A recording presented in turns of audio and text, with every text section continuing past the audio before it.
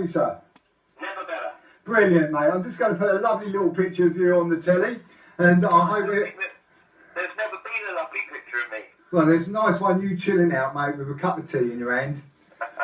Right, Richard, well, thank you so much for joining us on the race night. This is something new that we're doing, that I'm trying, so I hope everyone can hear you loud and clear. You've been in the game so many years, Richard. You know, how did you get into racing? I'm going to take you right back to your youth.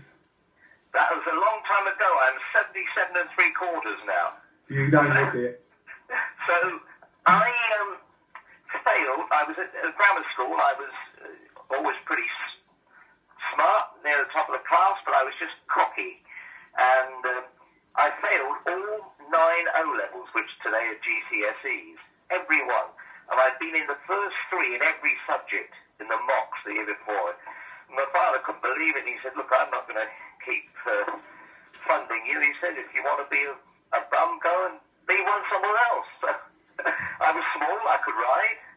If you're uneducated, what do you do? So I went into stables and got rides pretty quickly, but it took me 4 years before I got a winner as a professional jockey. Wow. It's amazing that anyone gave me a ride. Brilliant. And obviously you're well connected with the biggest race in the world, the Grand National, Richard. We started the show off with, there's a clip of you being caught by Red Rum in 1973. Not many horses that finish second in the National get remembered, but Crisp does, doesn't he? Yes, because of 2 reasons, really. A, Red Rum went on to do what he did, 5 Nationals, 3 wins, 2 seconds. Quite incredible. I only saw him make one semblance of mistake in that journey of his. And Chris was giving him £25. That was a huge amount. That's remarkable. So that, people enjoyed seeing the gallantness of him and then felt sorry for him because he got me on his back after the last fence. So, he seems to have stayed there. But the Red Rum factor was the big longevity thing. Yeah, that's fantastic. And that race will always stay in everyone's memory in the racing game. And the Pitmans are a big name. There's 3 names that I would pick out for National Hunt. Yeah, the Pitmans, the Scudamores, the Pipes. And we've had a Pipe on, we've had a Scudamore on, and now we're so lucky to have a Pitman on. You in the Grand National, your ex Jenny Pitman won the Grand National with Corbière, really set the standard for women in racing, didn't she? Absolutely. She won it twice as well. She won it with Royal Athlete and also won it with the race that was voided with Escher Ness. And Garrison Sabara, my son, rode was second to Seagram. So, her record there was fantastic. She trained a lot of long-distance chaser, and she won the Gold Cup twice.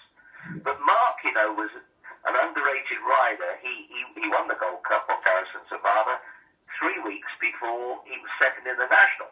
But in between time, 2 hours after winning the Gold Cup, he was in Cheltenham General Hospital with internal injuries from a bad fall in a hurdle race. And to have ridden 3 weeks later, obviously he was dosed up with painkillers, but to ridden in the National, and he did nothing wrong. He rode the horse beautifully. It just ran out of stamina. Quite honestly, a lot of horses stay 4 miles, but very few stay 4.5. And you see it just drops out of them. So yeah, they've been very. The name has been good, and I've been involved since my first ride there in Foyne-Avonshire in 1967. I've been involved with the race every year because as jockey until I retired, and then 35 years with the BBC, and then since the Beeb lost it in 2012, all were racing, I've been involved with odd bits for other television things just for the National. I live for it, love it. Yeah, I think the last time we saw you on the telly was the virtual Grand National this year. Yeah. And it's amazing how they put that together, Richard. Yeah, it is quite clever and very expensive to get to the state they've got it at.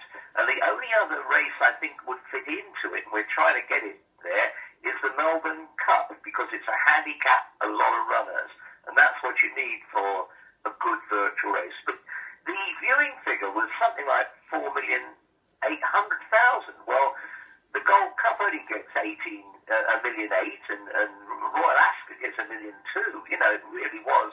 I suppose people were at that stage just starting to realise, will we ever get back to the races? Yeah, absolutely. Yeah, we're all missing going, and these race nights. This is my 22nd Friday night doing race nights for charity, and we've nearly hit £6,000 for charity, which is amazing. We only started off with a bit of fun. Where do your punters come from? Are they racing people then? Yeah, they're all over the place. Mainly owners group people. We've got an owners group, which we've got thousands of owners. We've got about 50 horses in the owners group. We've got a big gun money tomorrow, getaway trump down at Fontwell, and you know, there's Paul Nichols, but that should run well. It should win, basically. Listen, I tried to buy that. My wife and I buy horses for Americans, buy them here to go there jumping, and buy horses here with Hannon, Mark Johnson, Ray Beckett, Willie Mullins, Jamie Osborne to run over here, and. I was at the Cheltenham sale when he was sold, Getaway Trump, and I rang them. I said, look, I've seen the pick of the sale is Getaway Trump. And they said, we can't, they're all investors, you know, they invest for other people, lots of people. They said, we can't have him, you know, even though we don't support Trump, half of our investors do, and they're all deserters, so we didn't bid. I want to finish off with an amazing story, Richard. This just goes to show how kind-hearted you are. I think it was back in 2011, 2012. You give up a kidney, Richard, didn't you? Yes, but we could all do that, providing we're half healthy. You do almost a year of trials of everything in your body, and they test either both kidneys, and mine were out of 100%. One was 52, the other was 48%. So they were pretty equal. But I wanted, it's something I could do. You know, I felt I only need one. And my family all said, we'd rather you didn't do it, but if you really want to do it, we won't stop you. Because they thought, what if one of our kids or grandchildren want a kidney, you know? Shouldn't we be keeping it for us? And I said, we've got such a big gene pool that, you know, someone else would be a match. No, it's the best thing I've ever done in my life, because the man... he's called Andrew, but I've never met him. He didn't want to meet me. But we've written to each other through the hospitals. You know, I send a letter to Oxford and it goes to wherever he is. I don't even know where he is. And he writes back, and it was just amazing. You know, he was only 53 and he'd been 7 years on dialysis. And when he got my kidney, it was working straight away. And I got a letter within 3 or 4 days, and he said, you've given me my life back. You know, and made me cry. I'm feeling quite gummed up now. Well, that's absolutely fantastic, Richard. That really sums up what a gentleman you are, and it's an absolute privilege to have you on our show tonight. I hope everyone's enjoying our little chat. And we've got Fergal O'Brien on in about 20 minutes as well. And he's no better man. I mean, Fergal, do you do Twitter?